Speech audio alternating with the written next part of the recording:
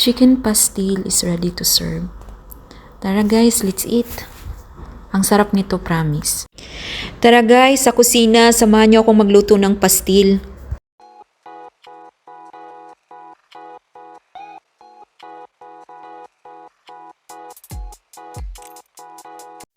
Una ko palang ginawa is pakuluan ko tong manok. Ayan, hinugasan ko na siya. Lagyan ko siya ng asin. Babaran ko siya ng asin. At saka suka.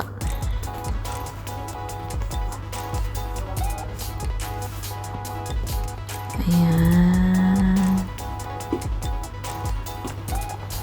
O yan, kumukulo na siya guys. Tapos, hahanguin ko lang siya. Tapos, itatabi ko muna.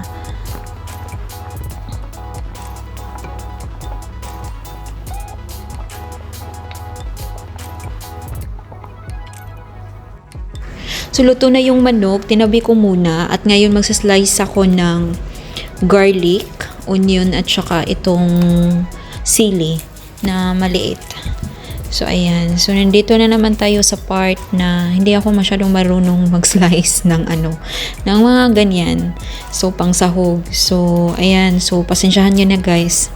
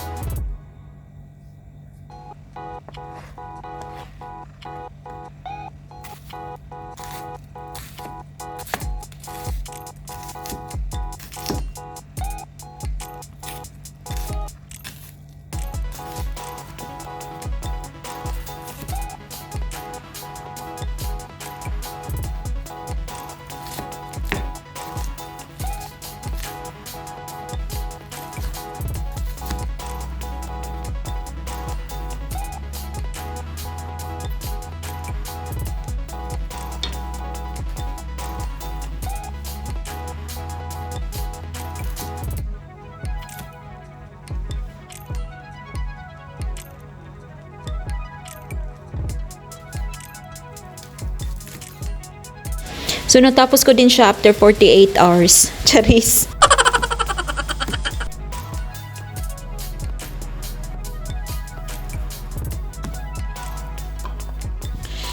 Ito na pala yung manok na pinakuluan ko kanina. So, ang gagawin ko is punit-punitin ko to isa-isa. Punit po ko yan ng maliliit na part. Anong tawag nun sa Tagalog? Basta gipunit-punit siya. Basta ginana ba? Gikusnit-kusnit ang manok. Gigagmay-gagmay sa Bisaya. Di ko alam kung ano yan sa Tagalog. Basta yan na guys. Kayo nang mag-adjust. Nagugas pala ako ng kamay kahapon. Guys, ano ba yung punit-punit sa Tagalog? Hindi ko alam kasi. Basta shredded kung sa English pa. So, hindi ko alam yung Tagalog. Sa English, alam ko. Yun, basta ganyan. Ganyan, punit-punit na siya. So, ayun. So, mabilisan na to kasi ang tagal. Ayan na guys. Malapit na akong matapos.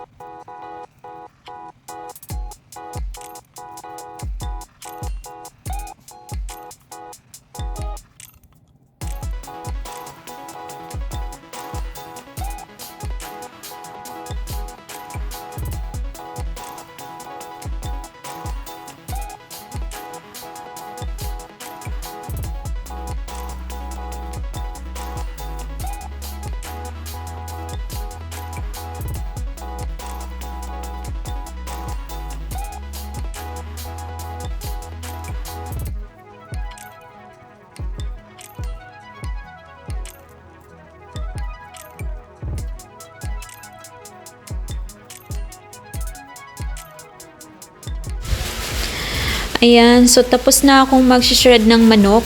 Tapos na yung shredded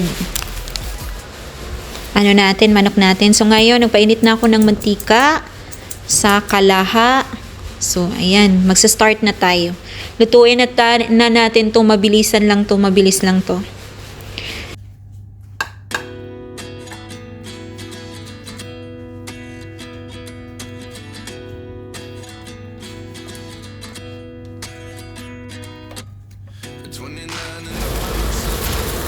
Naglalagay na pala ako ng mantika, guys. Ayan.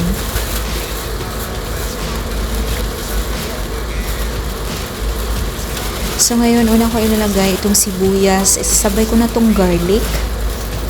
Sabay ko na yan lahat. Gigisahin lang natin.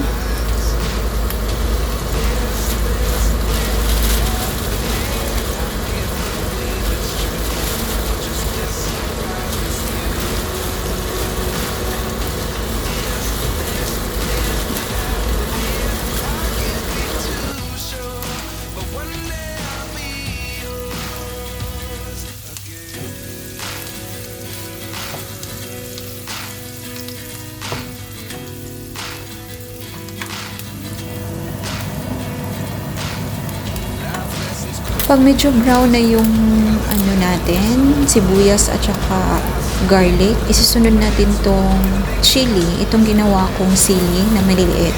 Ayan, yan yung pagpaanghang ng pastil natin. Ayan lang guys. So halu-haluin lang natin, halo-halo. So haluin lang natin. Ayan.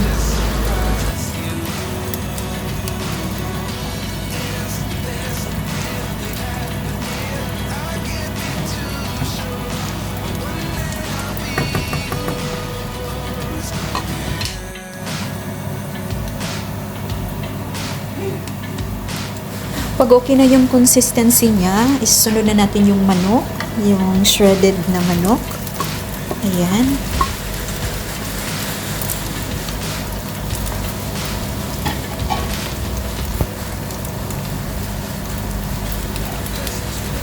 Tapos hahaluin lang natin. I-mix natin yung sibuyas. Tsaka Ayan lang guys, ganyan lang kasimple yung chicken pastil. Wala na akong masyadong, ginigisa ko lang talaga siya, pero napakasarap niya, as in. So ayan guys, antayin lang natin na magiging brown tong manok. Ayan. Actually, kanina pala, tinimplahan ko na tong manok, nilagyan ko na to ng asin at saka suka. So ngayon, para mas magiging brown yung, madaling mag-brown yung manok, so maglagay ako ng patis.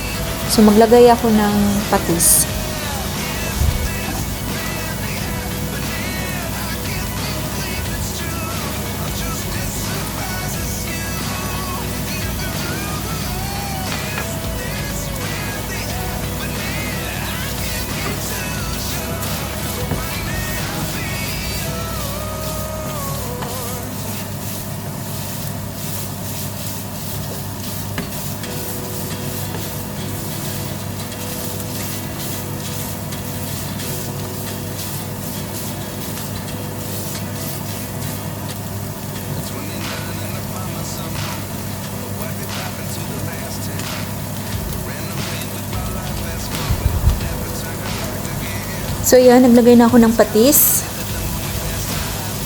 Gusto ko yung brown talaga na manok. Ayan. Magiging brown yung resulta niya. Ganyan lang ka-easy yung ginawa ko guys. So yung pang ko lang is patis lang. Patis, asin, at saka suka. Ganun lang kasimple. Tapos haluluin natin na ulit. Ayan.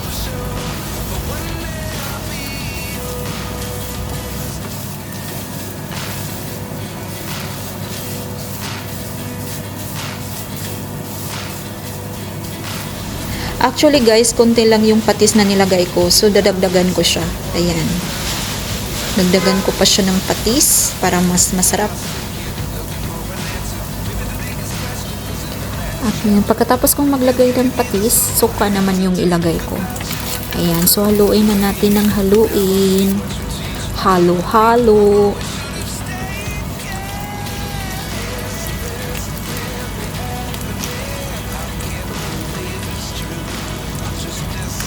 So, ayan na guys. So, ngayon, takpan natin within 2 minutes. So, iano natin ng 2 minutes lang. Tapos, luto na to. Gusto ko kasi parang tusta yung pastil. Yung iba kasi hindi masyadong tusta. Sa akin, gusto ko yung tusta. Masarap para sa akin yung tustang pastil. So, kaya,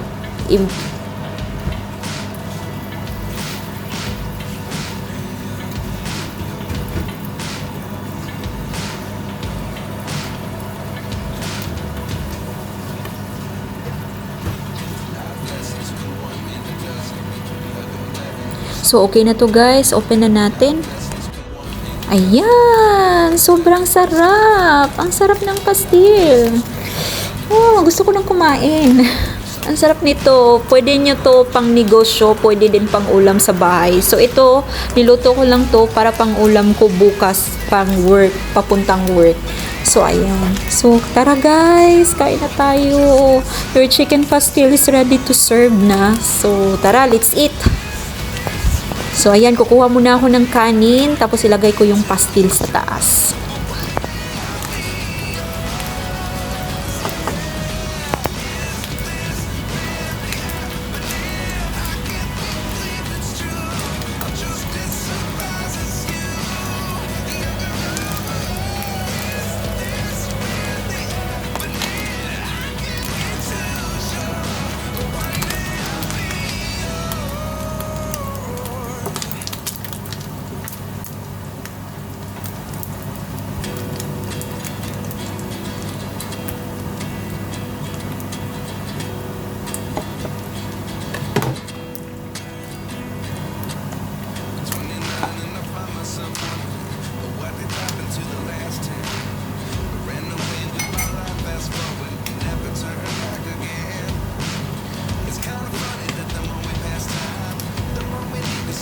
O diba, sino ba namang hindi makapagkanin nito? Picture pa lang, sobrang sarap na. Ang sarap talaga nito guys, promise. Sobrang sarap. I-try nyo na din. Ang napakadali lang lutuin ng pastil. Tara guys, let's eat! Ayan, here's your chicken pastil. Thank you so much for watching. Until my next vlog. See you in my next vlog guys. Bye!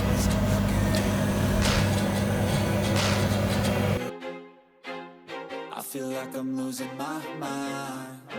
Is everybody in the world blind? Please